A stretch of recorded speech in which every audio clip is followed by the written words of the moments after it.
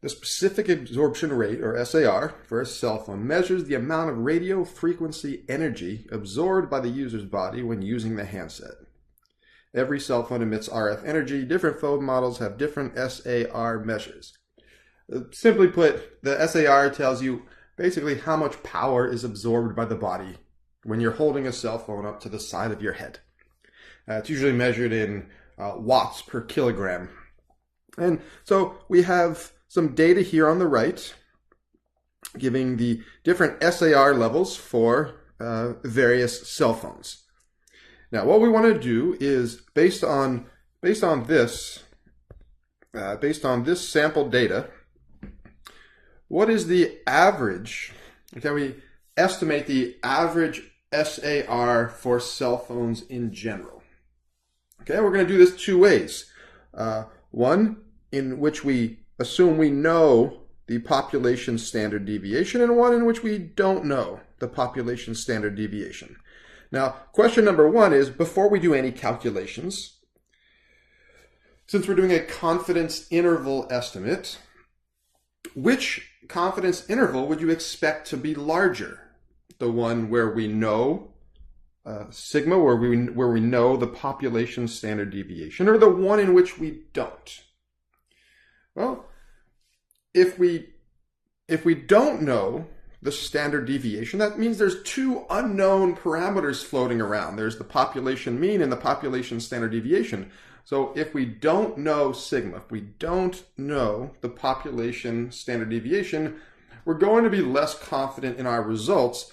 So we need a larger confidence interval. And we'll see that as we go through questions 2 and 3.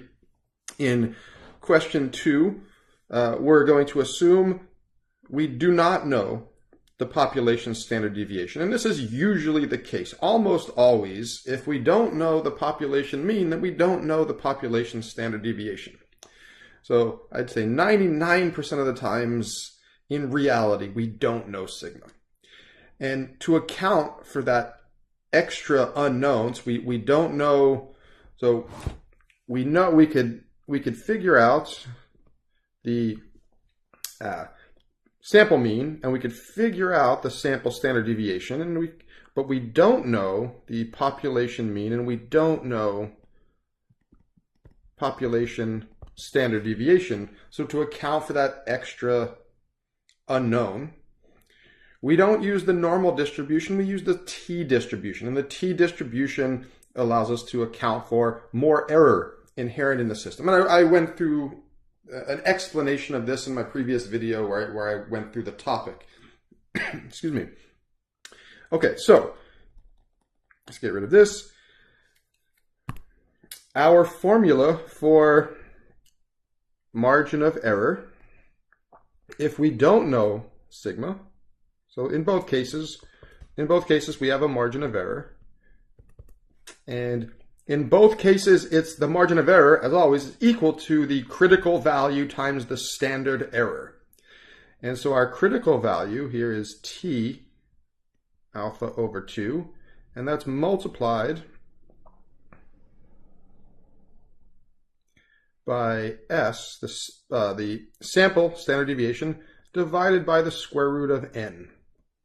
And if we know sigma, if we somehow know sigma, then we could use the normal distribution. So our critical value is z alpha over 2 times, again, the standard deviation, but in this case, it's sigma divided by the square root of n. All right, so let's start with number 2.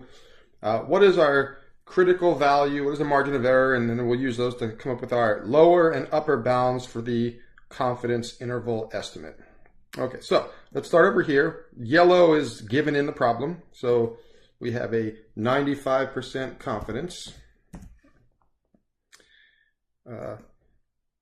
In part 3, or in question 3, how would the problem change if we knew that the population standard deviation was 0.403? So we'll use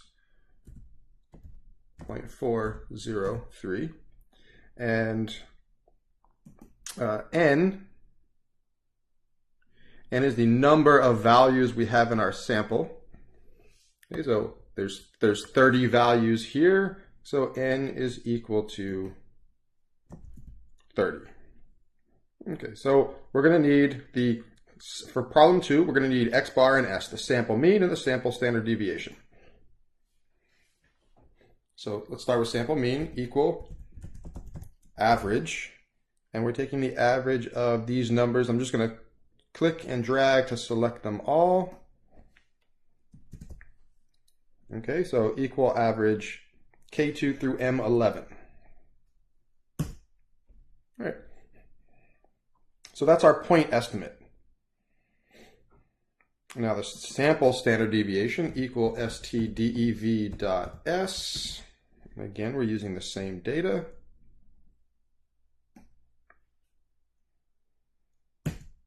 Okay, so our sample standard deviation is again 0.403. Now normally these are not the same number, but we're using this, I'm using the same values, approximately the same values. The sample standard deviation isn't exactly 0.403 because this is rounded, but it's close enough. So I'm going to use this problem to compare using the same standard deviation for the sample and the population to compare what happens with the confidence interval estimate. Okay, alpha, the significance. Alpha is the 1 minus the confidence. So 1 minus 0.95. And then we have to cut that in half. So let's say equal 1 minus the confidence.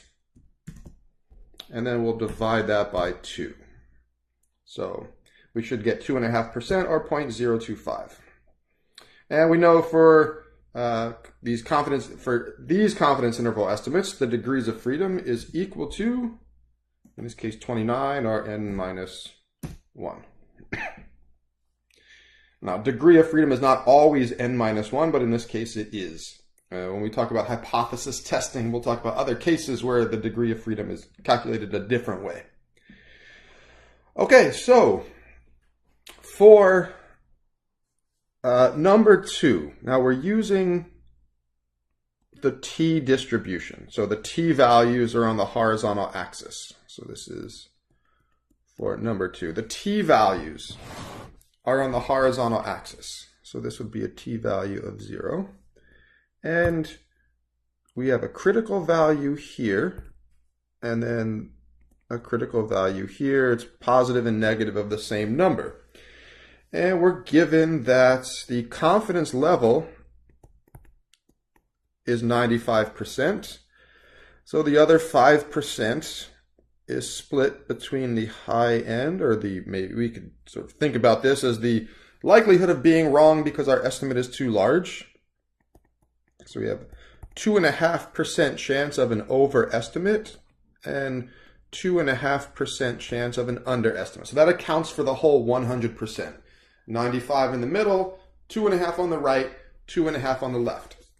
And so what we want to do is figure out what is this? What is this number?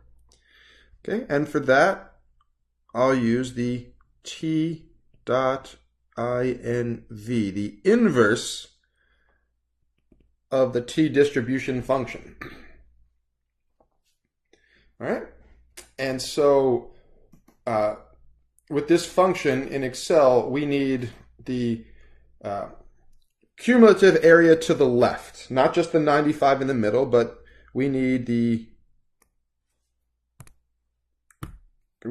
all of this area to the left, which is going to include the 95 in the middle and the 2.5 on the left. So that's a total of 97.5%, or 0.975 is the area to the left of this critical value. Okay, so I'll go over here, this little template that I have ready. It's critical value T alpha over 2 equal T dot INV, and Excel needs two things.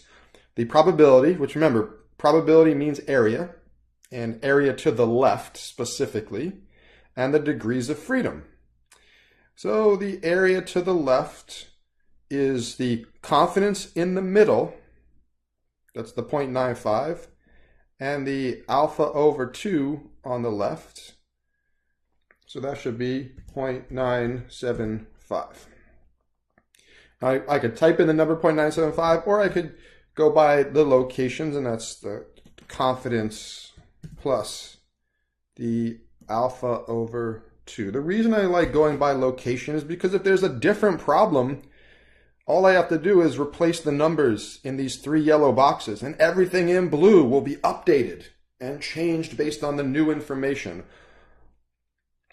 Or if I change some of this data, then if everything's based on location, then all of the answers change when the initial data changes.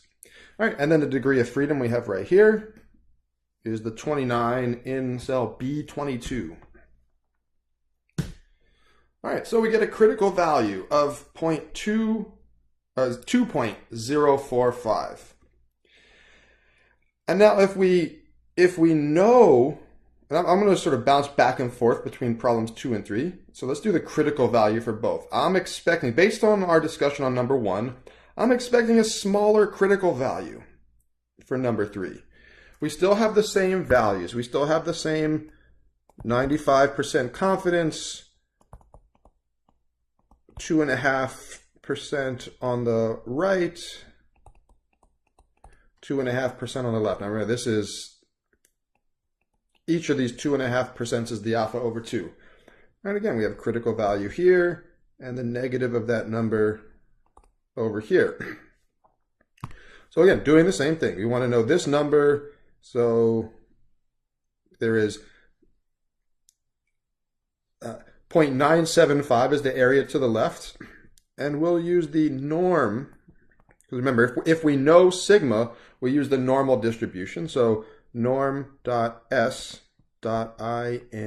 That's the function that tells us the z-score if we know the area. So t.inv tells us the t-value if we know the area, and norm.s.inv tells us the z-score if we know the area. Okay, so that's equal norm.s.inv. And the area to the left is the same. It's the confidence in the middle plus the alpha over 2, which is over here, the alpha over 2 on the left tail. And we don't need degrees of freedom because there's only one version of the normal distribution. All right, so we get a slightly smaller critical value of 1.96. Now, again, the reason that the critical value is smaller if we know sigma is because there's less unknowns in the system. For number 2, we don't know mu, the population mean, and we don't know sigma, the population standard deviation. And number 3, there's only one unknown parameter. All right, so let's work through number 2. The margin of error should equal the critical value times the sample standard deviation, which we have over here in B18, divided by the square root of n. So in Excel, square root is SQRT, parentheses, and then the square root of n, and this is n over here.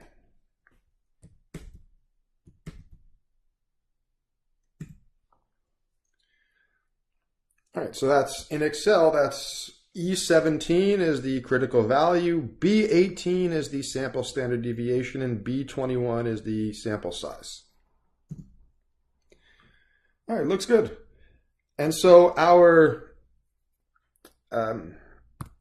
confidence interval estimate for the population mean is the point estimate, x bar plus or minus the margin of error. All right, so the x bar minus e is the lower bound, and the x bar plus e is the upper bound. And we already have x bar and we have e. So lower bound should be equal to x bar, which is over here, minus the margin of error, which is here. And the confidence interval for the upper bound should be equal to x bar plus the margin of error. All right, so that's our confidence interval estimate. It's 0.873 to 1.174. And we could do the same thing for the for number 3, where we know sigma. It's the same formula. Margin of error is equal to critical value times the standard deviation. In this case, we're using the population standard deviation, divided by SQRT, the square roots of n.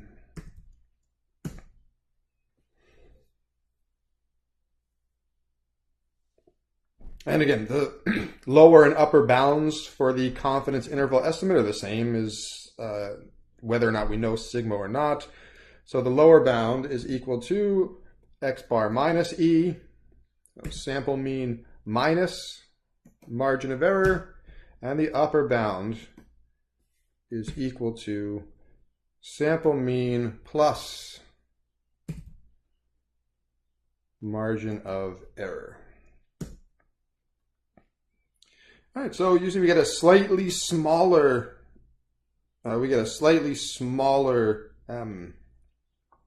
confidence interval if we know sigma. Okay, and that's it. That's it for this problem. The last thing I'll say is the reason that I was, like for example, for the critical value, rather than typing in 0.975, I used the locations of those numbers, the confidence plus the alpha over 2. Because if you look at every one of these blue cells, what happens if I change the level of confidence from 95 to 90? As soon as I hit enter, every one of those blue cells will update to the new correct values. All right. So that does it for this video. I hope it was helpful.